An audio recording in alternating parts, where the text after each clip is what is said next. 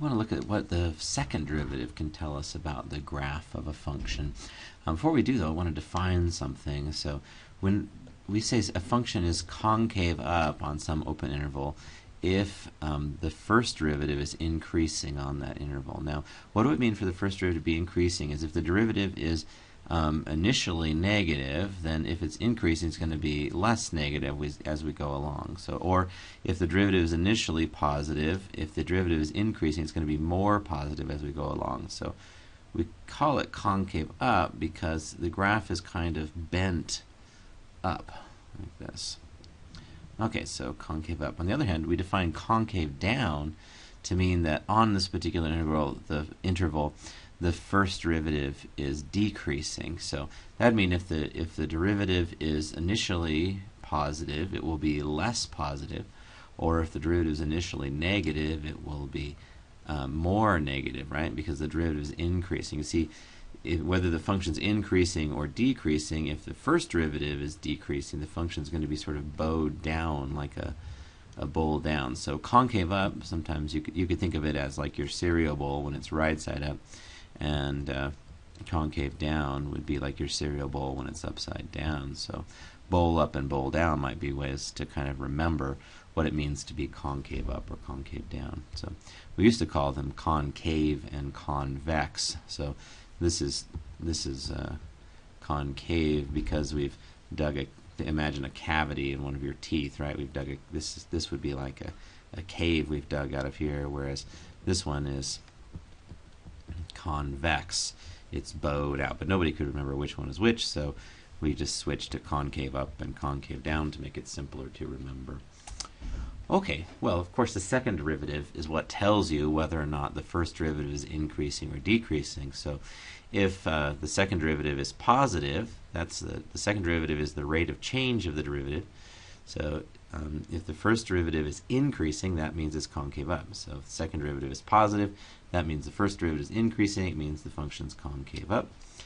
If the second derivative is negative, that means that the first derivative is decreasing. We saw no matter what, if the first derivative is decreasing, it's going to look like it's part of a bowl down. So the graph will look like it's part of a bowl down if that's the case. If you have a point where the function has a tangent line and the concavity changes from concave up to concave down or concave down to concave up, we call that a point of inflection. So for example, if your function is concave down and then things switch, right? It goes concave up. This point right here where we change from being concave down to concave up, that is a point of inflection.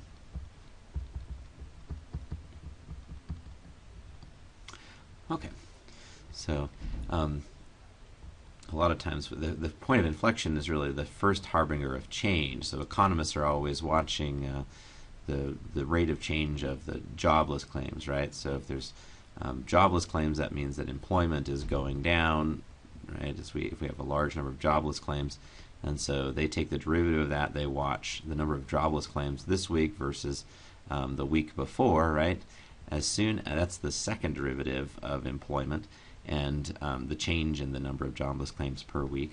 That's the second derivative of employment, and they're watching for the time when the number of jobless claims, while still large, starts to decrease. That would be the first time for this to sort of turn around. So if you're looking for a point of inflection, you're looking for the place where there's some hope that even though you're still going down, you'll be going up again, right? Or if you're on a steep mountain trail, right, you look for that point of inflection. Well, you're still going uphill, but at least you're starting to roll over so that you have some hope of being able to make it to the top. It's not going to get steeper and steeper and steeper.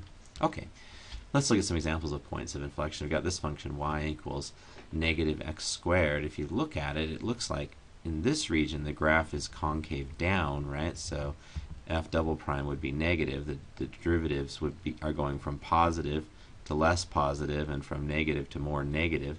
So it's concave down there, but you look over here and it's definitely concave up, right? Because it looks like it's part of a cereal bowl that's bent up here. Somewhere in between is an inflection point. I'm not sure exactly where. It's got to be somewhere in between there because the concavity is changing and we've got a tangent line everywhere. Another one must be over here somewhere.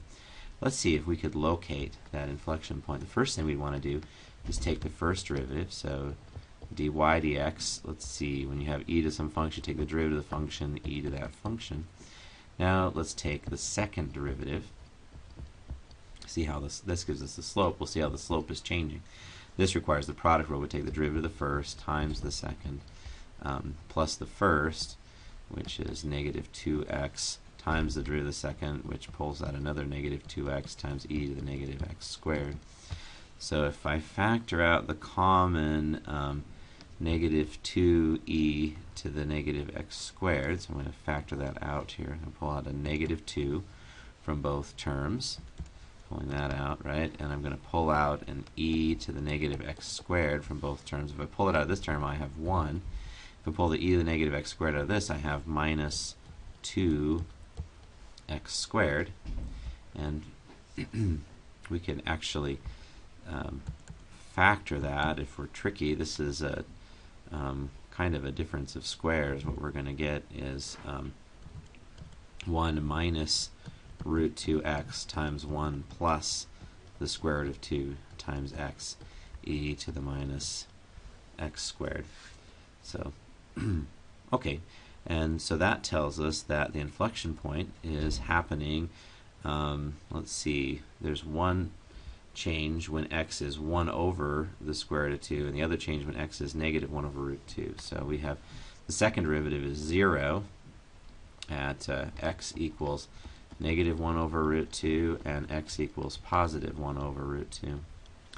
Now 1 over root 2 is about negative 0.7, or negative 1 over root 2 is about negative 0.7, and this is about positive 0.7. So let's see, on our graph, yeah, it looks pretty close, right? About negative 0.7 and positive 0.5, 0.6, 0.7, yeah, in this region. Notice at the inflection point, since if the second derivative is going to 0, the graph is actually losing its concavity, right, and straightening out. So when the second derivative is 0, the graph is pretty straight at that point. Even if its slope is not level, its graph is pretty straight. Over here too, you can kind of spot it by the way it's so straight. Here's another inflection point example. Y equals x to the 1/3. You can see there's an inflection point right here because over here the slopes are positive and they're getting more and more positive, so the second derivative must be positive. You see the slopes increasing. Over here we see the slopes decreasing, so the second derivative must be negative. We have the concavity switching at this point. There's a tangent line here. It just happens to be a vertical tangent line. So if we can actually verify this if we take the derivative. Take the derivative, the 1/3 comes down, and we get x to the 1 power less. 1/3 minus 1 would be negative 2/3. So, and then we take the second derivative, and the negative 2/3 come down, so we get negative 2/9, and we get x to the negative 5/3. Or let's see, to understand that, that would be 2 over 9 times x to the 5/3. Okay, good. So that would be negative 2 over 9 times the cube root of x to the 5th power. You can see by looking at the first derivative that no matter what x is, since this is 1 over 3 times the cube root of x squared, even if x is negative, when you square it, it's going to become positive, and then the cube root of a positive is positive. So the first derivative is always positive, which we can see in the function, right? Because it's always increasing. The only place we don't have a first derivative is at 0.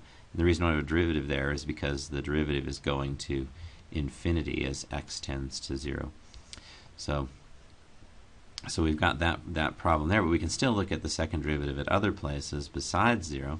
In this case, if x is a negative number, then the cube root of a negative is negative, and a negative number to an odd power like 5 is still negative, so we'll have a negative over a positive times a negative. That's got to be positive. So anywhere x is less than 0, we can see that the second derivative is greater than 0. So it's concave up on this side. And anywhere x is greater than 0, then we have negative 2 over 9 times a positive, which is going to be negative. So over here, where x is greater than 0, the second derivative is negative, and that's what's making the function be concave down there.